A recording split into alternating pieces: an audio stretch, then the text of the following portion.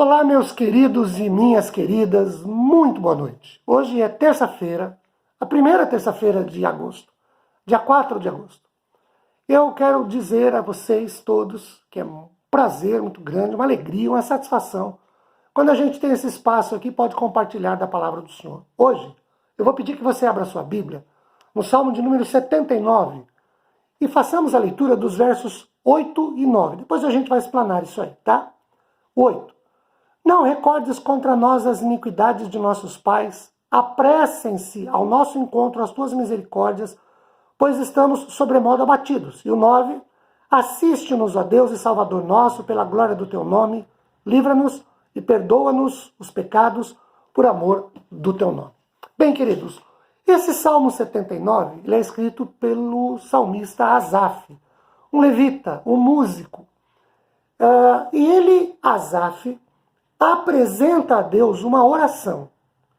E nessa oração, ou dessa oração, melhor dizendo, eu quero destacar pelo menos 5 elementos, que são elementos muito interessantes e que também podem, na verdade, devem compor as nossas orações.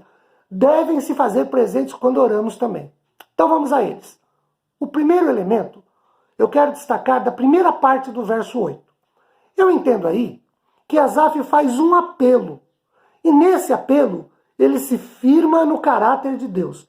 Vejam, o apelo é o seguinte: não recordes contra nós as iniquidades dos nossos pais. Eu quero destacar 3 coisas aí. Primeiro, que Asaf reconhece a sua própria continuidade com o passado, sua ligação com o passado. As iniquidades de nossos pais.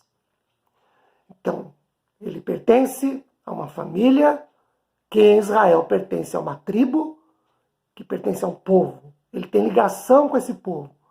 Ele reconhece os erros e ele admite que esse povo errou no passado. A segunda coisa é que ele se rejeita. Ele se sente indigno. Porque ele coloca assim, as nossas iniquidades. Então não é só eles que erraram, não. Nós erramos também. E terceiro, ele confessa os pecados do povo, quando ele diz as iniquidades de nossos pais. Perceba que tudo está no plural. Ó. Contra nós, não é só eu que erro, nós, as iniquidades de nossos pais. Meus pais, os pais dos outros também. O segundo elemento que deve compor as nossas orações é a humildade. Asaf é humilde na sua petição a Deus por compaixão. A humildade de Asaf, ela se revela nesse apelo: não recordes contra nós as iniquidades de nossos pais. Vejam, queridos, a humildade na nossa oração, ela é fundamental por questões conceituais. Vejam, nós vivemos e convivemos ainda com uma teologia que não é bíblica, apesar de grandes expoentes evangélicos propagarem-na, divulgarem-na, pregarem-na, na televisão, nas mídias sociais, nos rádios e por aí vai, escreverem livros. Nessa teologia que não é bíblica, as pessoas ensinam que a gente tem que decretar. Nós não temos que decretar nada, porque nós estamos decretando a Deus. Não temos que decretar nada, nós temos que acatar. Nessa teologia que não é bíblica, as pessoas ensinam que a gente tem que ordenar. Nós não ordenamos nada, nós obedecemos. E ainda, nessa teologia que não é bíblica, alguns expoentes do evangelho, do nosso evangelho, alguns evangélicos, dizem e ensinam que nós devemos decretar. Nós não decretamos nada. Nós aceitamos e seguimos obedientemente. Asaf ensina a gente a ser humilde. Asaf não decreta, não ordena, não faz. Asaf é humilde. E a humildade de Asaf, ela se apresenta no verso 9, quando ele diz assim: apressem-se ao nosso encontro as tuas misericórdias. Tem compaixão de nós, Senhor. Tem dó de nós, Senhor. Humildade é o segundo elemento que deve compor a nossa oração. O terceiro, olhe ainda o verso 8. Asaf apresenta aqui a condição, momentânea, mas a condição, o estado de ânimo e de motivação em que ele mesmo e todo o povo de Israel se encontrava naquele instante, naquela oportunidade, naquela ocasião. Ele diz assim, estamos, não somos, estamos sobremodo abatidos. Ou seja, de acordo com sinônimos que nós podemos extrair do original, arruinados, estamos enfraquecidos, estamos vulneráveis, fomos vencidos. Queridos, nós precisamos também apresentar a Deus o nosso estado de ânimo naquele momento. Senhor, eu estou triste, ou eu estou alegre. Senhor, eu estou profundamente magoado, ou não estou. Senhor, eu estou tremendamente inseguro no meio dessa pandemia toda. Eu estou perdendo a cabeça. Ué, qual é o problema de nós chegarmos a Deus e colocarmos diante do Senhor o nosso estado momentâneo?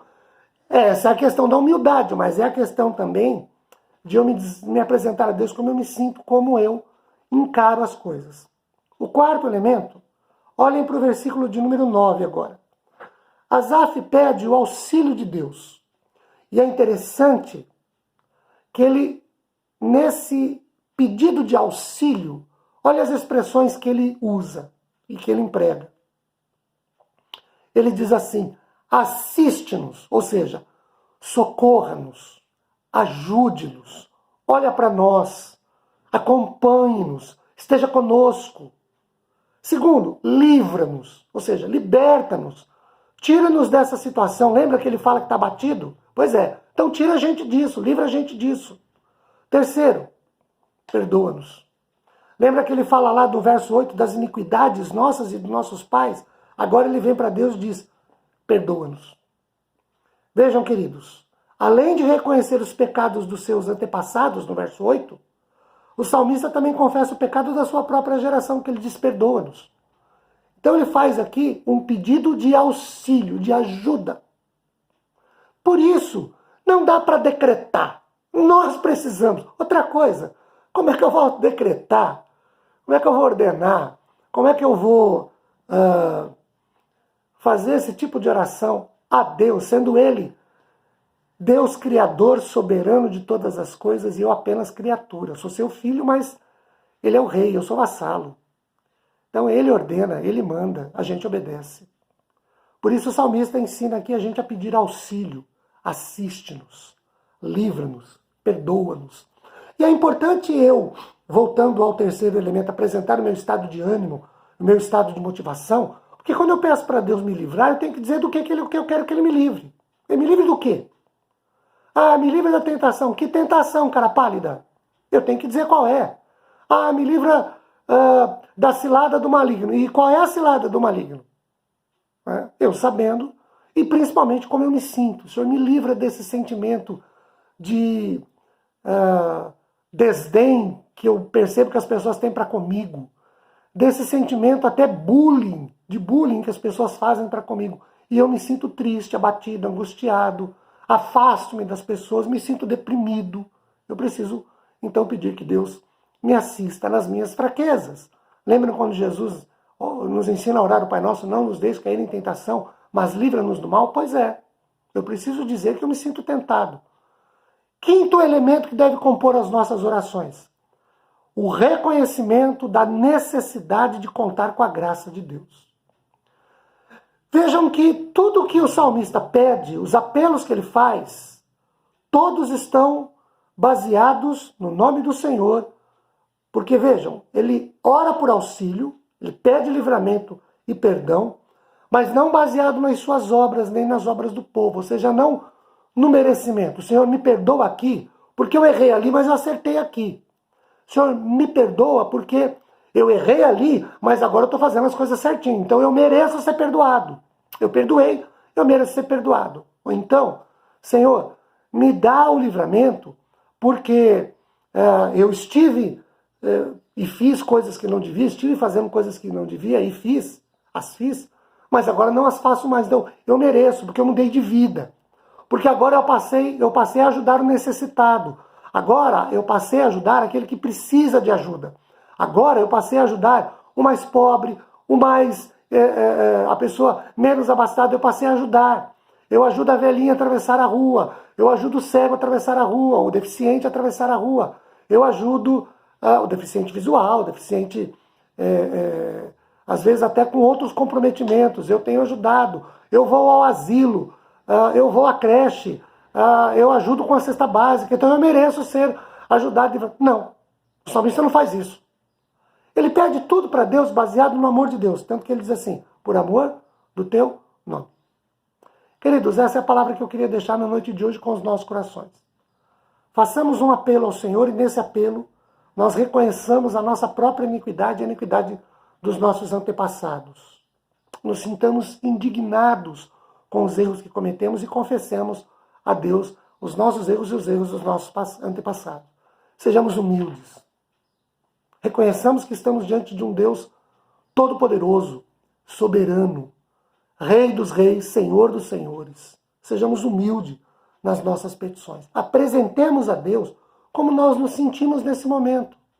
Tristes ou alegres, vitoriosos ou derrotados, fracassados ou numa situação de prosseguimento, de continuidade, de prosperidade, de crescimento, de amadurecimento. Apresentemos a Deus como nos sentimos.